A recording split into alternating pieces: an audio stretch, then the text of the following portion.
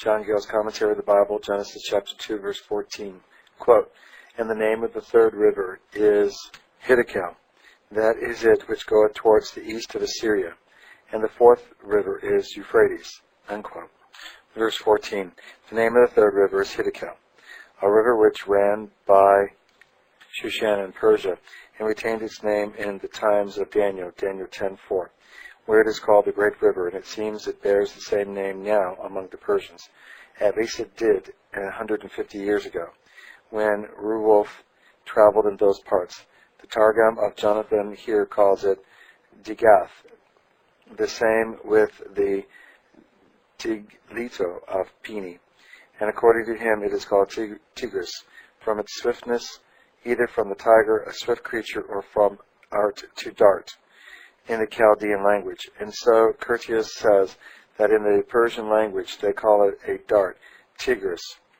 And with this agrees the word Hiddekel, which in the Hebrew language signifies sharp and swift, as a polished arrow is, and Jarkey says it is so called because its waters are sharp and swift, though this is contradicted by some modern travelers who say it is a slower stream than the Euphrates, and is not only very crooked and full of meanders, but also choked up with islands and great banks of stones.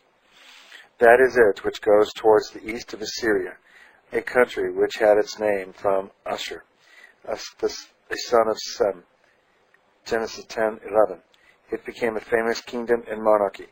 Nineveh was the metropolis of it, which was built on the river Tigris or Hiddekel, and as before observed, it ran by Shushan in Persia, and so as Diodorus Siculus says, it passed through Media into Mesopotamia, and which very well agrees with its being, according to Moses, one of the rivers of Eden.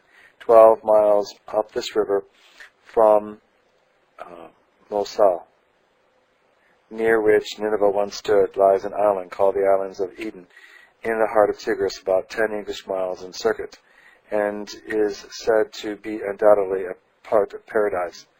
And the fourth river is Euphrates, or Phrat, as in the Hebrew tongue.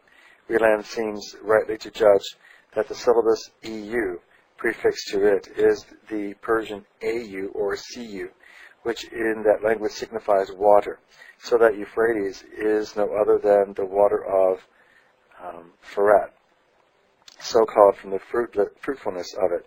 For its waters, as Jarkey says, fructify, increase, and fatten the earth, and who rightly observes that these names, and so those of other rivers and of the countries here mentioned, are named by anticipation, these being the names that bore when Moses wrote, unless it may be thought to be the Hebrew AWH, or HU, be that Phrat, of which the Greeks have made an EU of. After the global destruction of Noah's flood, it is doubtful the location of these rivers could be determined with any degree of certainty today.